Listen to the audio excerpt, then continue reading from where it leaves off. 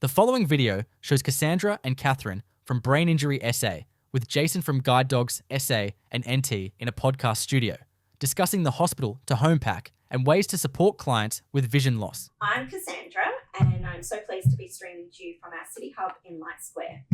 So I'd like to start by acknowledging that the land we meet on today is the traditional lands for the Kaurna people, and that we respect their spiritual relationship with their country. We also acknowledge the Kaurna people as the traditional custodians of the Adelaide region, and that their cultural and heritage beliefs are still as important to the living Kaurna people today. Leaving hospital after any sort of medical reason can be daunting, leaving people potentially struggling to adapt to the home environment in a different way to before their hospital stay. Whilst the goal is to get home again as quickly as possible, adapting to the home environment can be tricky, particularly without the proper support. Today's topic is about collaboration with professionals and how referral networks improve outcomes. To help discuss this topic today, I have invited two special guests to speak about a new resource that has been developed to assist in bridging some of these challenges for someone leaving hospital after acquiring a brain injury, and key takeaways for ensuring smooth transitions from hospital to home environments. My first guest is Jason Lowe, who is the clinical team leader and senior orthoptist at Guide Dogs SA NT. Jason graduated with a Master of Orthoptics in 2016 from La Trobe University and moved to South Australia in 2018 to pursue a career in general ophthalmology. Over the years, Jason has developed a special interest in neuro-ophthalmology and orthoptics. He is a volunteer educator with Glaucoma Australia and has extensive experience leading a multidisciplinary clinical team. Jason has been at Guide Dogs SANT for 3 years and leads the vision services team that comprises of occupational therapists, orientation and mobility specialists, client liaison officers, and is able to use his expert orthoptic knowledge to see complex neurological and low vision clients. Welcome, Jason. Thanks for having me, Cass. Can you give us a little bit of information about what an orthoptist is? What do you do? Yeah, it's a profession that has many hats, but my role at Guide Dogs SANT with clients is seeing those complex neurological clients after a brain injury and orthoptic clients, so or even low vision. So assisting those clients, once they've had some sort of event or brain injury, helping them to get back home and to get back to their daily living. Amazing. Thank you. Nice to have you here. My second guest is Catherine Ailes from Brain Injury SA. Catherine is the manager for Allied Health Operations with a clinical background in occupational therapy and positive behaviour support. Graduating from Exeter University in the southwest of England in 1995, Catherine has 30 years of experience in a variety of clinical specialisations, including acquired brain injury and mental health. Catherine went on to complete a Master of Advanced Practice in Occupational Therapy in 2017, moving to Australia in 2018, initially working in a specialised inpatient setting for people in the forensic mental health system with an ABI or intellectual disability. This reignited a passion for working with people with neurological conditions, and Catherine joined the team at Brain Injury SA 6 years ago. She currently manages the Rewire Therapy team, which includes occupational therapists, physiotherapists, speech pathologists, psychologists and counsellors, allied health assistants, and a dietetic service. She also manages the positive behaviour support services team. Welcome, Catherine. Hey, Cass, thanks for having me. Can you give us just a tiny little bit of a rundown on what an occupational therapist or a positive behaviour support practitioner is in the context of brain injury? Sure. Obviously it's a huge role, but our primary function is focusing on the functional impact of someone's injury, so how that impacts on their everyday life. So we work together with the client to identify the things that are important to them, and then work collaboratively to help them to reach those goals by maybe teaching new strategies or breaking the task down into smaller steps, sometimes providing bits of equipment or modifications to the environment to help them to maintain the meaningful roles. Awesome. Thank you. Welcome to you both. I'm really excited to get started talking about our topic today. Can I ask you both to share your thoughts on what a seamless referral process from hospital to rehab to the community support services should look like, in your opinion, and what, from your understanding, does this process currently look like, and are there any noticeable gaps? Yeah, I think from a Guide Dogs SANT perspective, a seamless referral process would be, when the client is at hospital, for them to be educated about Guide Dogs SANT services, for them to be provided with a hospital home pack, and then a referral sent to us for us to see that client post discharge. I think it's also important as discharge clinicians to go through goals of clients to understand what their functional capacity was prior to their brain injury, and what they'd like to get up to post discharge, and to keep that education piece open, and then for a referral to come through to Guide Dogs SANT, and then we can contact the client and make a time to assess them and see how we can help with their daily living. I guess it would be similar for us too, in that in an ideal world, you'd be connected with the client before they leave hospital so that they were going home, even if their appointment wasn't for, 3 or 4 weeks, they knew, when they were going to be coming in and when they would touch base with someone, so that there's someone there to support when they go home and perhaps, become more aware of some of the things that they can't do, or find that, their old routine doesn't work anymore, or that some of the challenges are a little bit harder in that home environment. And then, really important to have handovers from treating clinicians, case meetings, sharing of discharge summaries, so that we're not asking people to start again. And I guess there are some gaps that doesn't happen a lot.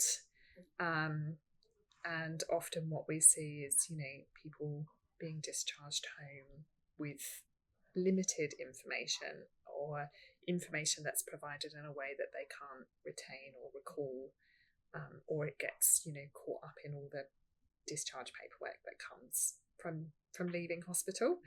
And so then they're trying to, work out for themselves where to find services, what services are out there. And, I hear a lot, probably less so than you guys, but, clients or family members saying, we didn't know you existed, we wish we'd known about you sooner. And sometimes, people have been managing on their own, and often it's when a crisis occurs or things get to a point where, people are not able to cope, or their, mental health is affected, and that they then sort of start looking for services. And, we could avoid a lot of that by having information earlier on. Absolutely. Even if a client, doesn't really necessarily require services straight after discharge, with this hospital home pack, they have that information there. So if they are discharged home and then later down the track, they realise, I can't do this, or I'm struggling with this from a vision perspective, they can contact us, and they can self-refer as well. So I've got with me this hospital to home guide, which was launched at the end of last year, which is a joint collaboration between both Brain Injury SA and Guide Dogs SANT. Can you please tell me a little bit about its development and how it's going to support people navigating that care post-brain injury, particularly, I guess, in that situation where it is less complex on the discharge, and not as clear where they're meant to go and what they're meant to do next? What's its purpose? How's it going to help? Yeah, I think the purpose of this hospital home pack is to identify the gaps in the system, and to educate the client, family, friends, to help assist that client through the journey. So, often when clients are discharged from hospital, they're overwhelmed with all this information from doctors, nurses, and it's often not put on paper.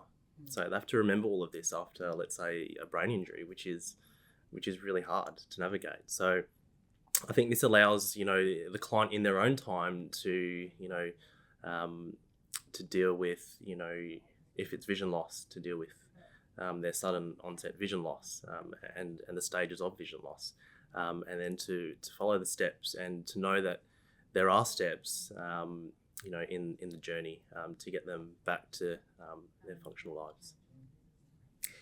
Yeah, I would agree. I think, one of the most common things that we see post brain injury is, deterioration in people's cognitive functioning. So that difficulty with memory, being able to organise and plan things, And sometimes even just initiating tasks can be really hard. So being left to navigate funding systems, to set up your own therapy, to, interact, and communication is another thing that, people find it much harder to express themselves or to process information that they're being given. So I think, having it written down and all in one place that people can refer back to as and when they need it is going to be really helpful for clients. Yeah, amazing. And so the intent of the pack is for it to go home with the client, so it's going to bridge that gap of having to remember and try to retain all this information that may not be relevant right now. It might be relevant down the track. Absolutely. Absolutely. And so it's there when they do need it at any time. Amazing. I want to talk a little bit more about someone who's been recently discharged from hospital. They're now in their home. What does a community rehabilitation service look like? Catherine, I want to start with you. Mm-hmm. If you could just go through a little bit of what does a recovery journey look like with brain injury SA when someone's been discharged and now ready, been connected with services, and ready to start taking on some new things. Sure. Well, I mean, it's kind of hard to describe a typical journey because everybody's injury is different and everybody's social and support setup is different. But I guess the key thing from Brain Injury SA's perspective is that we would work together with the client to identify the things that are most important to them. So, a client might decide that going back to work is their biggest goal, and that they're not as interested in, domestic chores around the house. So we would work with the client's individual goal and work from an interdisciplinary perspective. So, if someone's goal is to return to work, the physio might be working on, what tasks are involved in their job and looking at balance or mobility issues. A speech pathologist might be looking at the cognitive processes in terms of communication that they might need to fulfill in terms of work. An occupational therapist might be looking at fatigue management or stamina in the workplace or modifications to the work environment. And then, we do know that a lot of people have difficulty adjusting to the changes to their life after injury and accepting, physical or cognitive challenges. So we have counselling and psychologists on board who can work with that person to understand their new identity and go through the process of grief that people, for lost roles or opportunities. So it's really very much a collaborative process, working with the client at the centre of that and working on what is most important to them. Yeah, amazing. And I'm guessing it's the same for Guide Dogs SA. Yeah, very similar.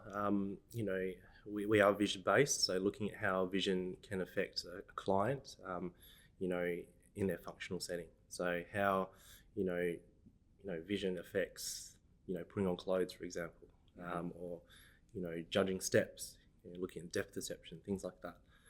So very goal focused as well. But from a vision perspective, how can we get that client safe and independent out in the community again? Yeah, amazing. But you also have a service that might be able to be delivered in the hospital as well before they've even been discharged. Yeah. It's not necessarily well known about either, yeah? Yeah, absolutely. We do see clients in a hospital setting, depending on, the referral and their risk. So, that is, client by client based. There's not one size fits all approach. And it looks at the client's risk once they are discharged. Do they have the supports at home? Are they being discharged at home alone? And how severe is their vision loss and how that impacts their functional ability at home? Yeah, amazing. And I guess from we've joined together as organisations because what we do provide complements each other as part of that journey post-hospital as well. Absolutely, yeah. I mean, Guide Dogs SANT are definitely the experts in the vision side of things, but Brain Injury SA can support with other factors. So you've both spoken about what an ideal referral process should look like for people who are leaving hospital after acquiring a brain injury. Tell me, why do referral networks matter? Referral networks matter to provide the client with all the information and the same information across the board. It can get quite confusing if a client is given drips and drabs of information. Sometimes the information might not be correct. So it causes a bit of confusion and overwhelm for the client. So having a the same referral pathway, where everyone's on the same page, everyone's educated in the same areas, we can all work to everyone's strengths. Hospital discharge team can work with BESA and Guide Dogs SANT on how it would look post-discharge. And I think providing the client that information. Yeah, definitely. I was reading some research on that topic, and it was talking about how it's incredibly important for someone's continued recovery journey, and having those gaps and the confusion that post-hospital stay can actually have a negative impact. Yeah. Is that correct? Would that be what you would believe in your opinions as well? Yeah, definitely. I think if there isn't a clear handover process and ideally time for treating therapists to talk to each other and hand over some of that information, so we know where people are at in terms of outcomes and what their expectations are, it can be really hard. And one of the things that I hear clients say all the time is they get tired of sharing their story and starting from the beginning over and over again. And so if we can sort of come into a session with a little bit of information about what's happened to them and what they might have experienced, that can be really helpful in establishing that therapeutic rapport, which is so important in those next steps. Absolutely.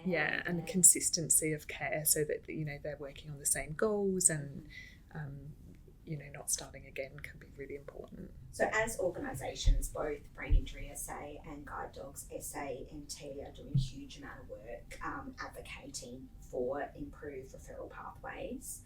Why is it important that we keep doing this, and what's next? What's the next goal for education out there? So I guess we've already spent some time going into some of the hospitals, educating on the hospital to home pack, but also sharing a little bit more information about the services that we offer. So knowledge is obviously particularly important, and it can be helpful for inpatient staff to have good knowledge of what services can offer, so they can provide reassurance to their patients before they leave, and supporting them with small bits of information like how to refer can help with the smoothness of the journey and navigating.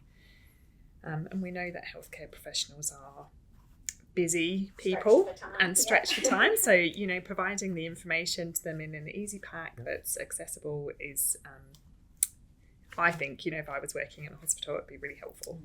I totally agree. I think having, as a discharging clinician, having that knowledge and confidence in your discharge plan has a huge flow-on effect to the client. The client knows their plan post-discharge.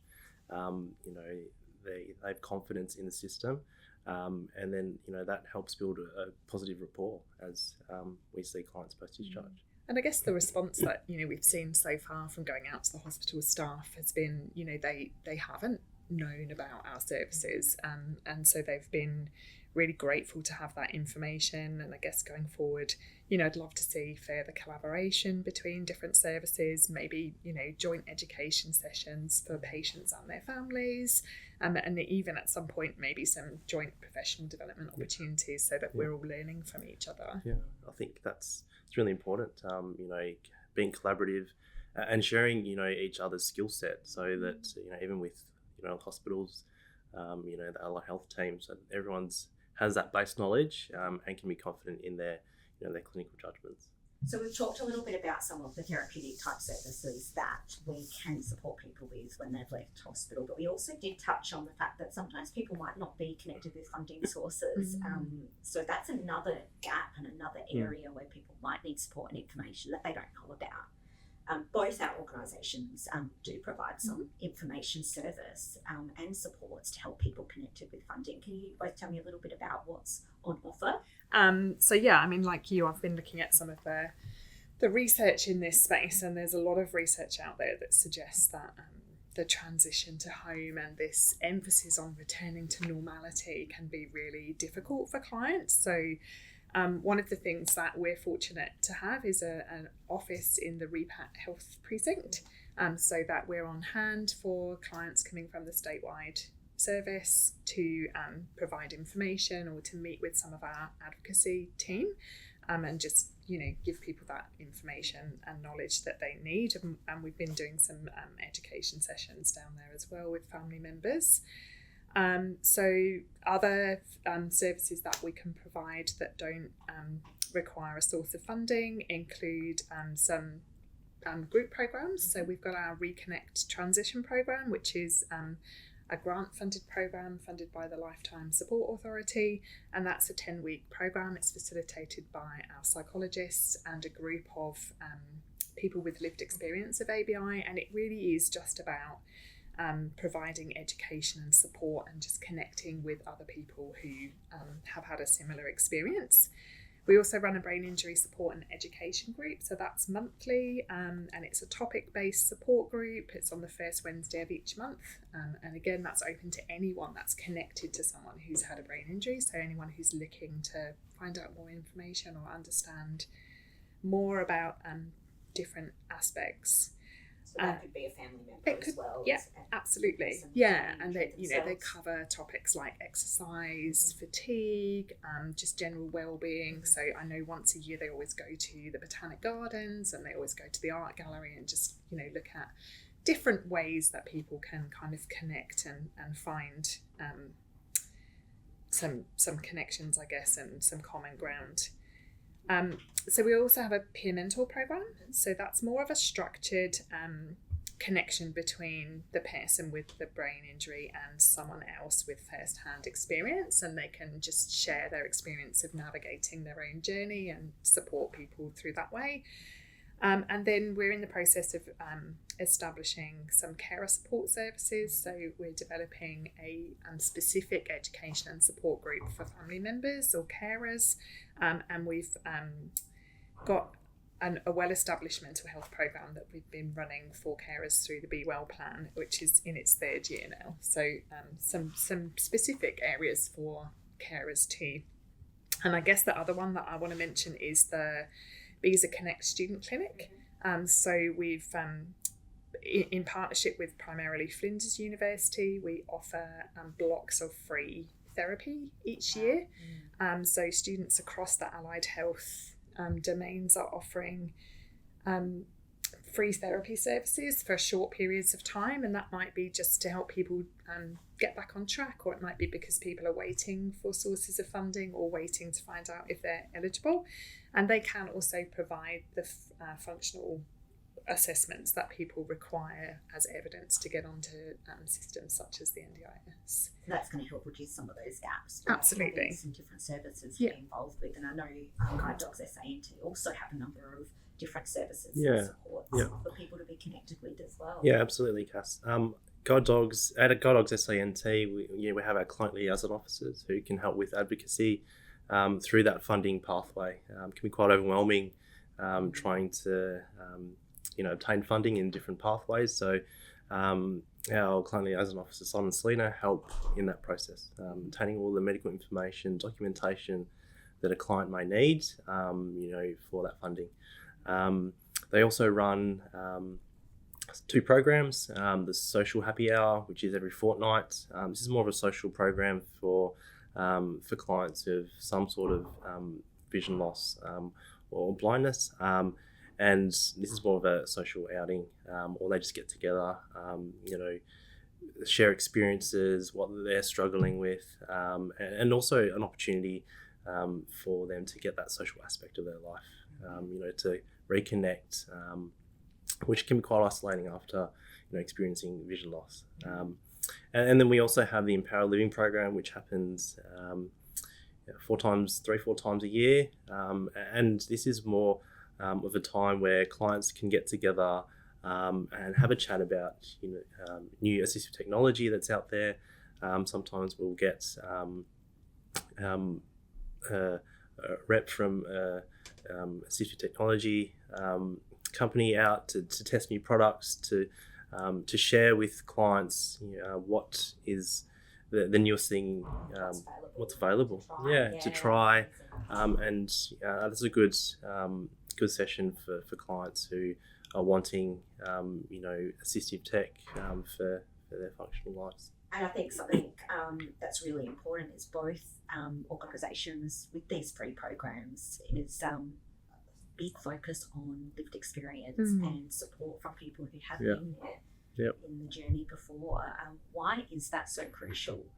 I guess, for me, it sounds, somewhat obvious that, if someone else has walked in my shoes, they're going to have a better connection with me. But is there a clinical rationale behind that? I think there's more of a social aspect behind it. Knowing that someone has, let's say, for example, lived with, vision loss or blindness, and they're, capable of, so much more than they thought.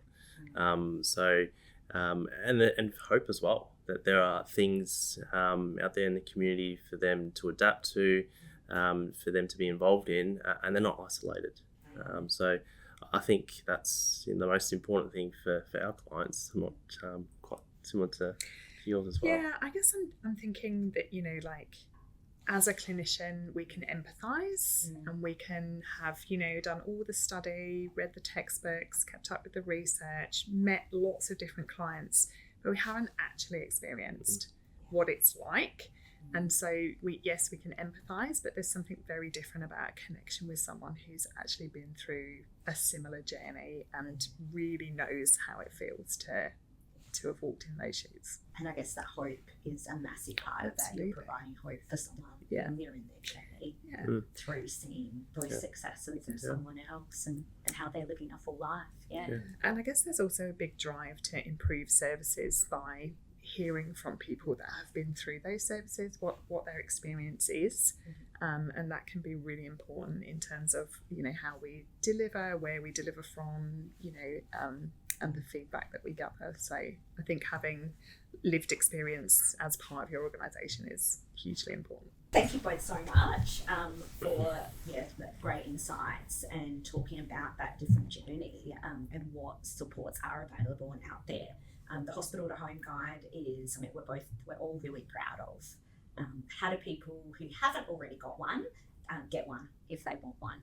They can contact our client support team or our head office, give us a call. Our number on the back of the Hospital Home Pack is 1800 757 738, or email client support team at clientsupport@guidedogs.org.au.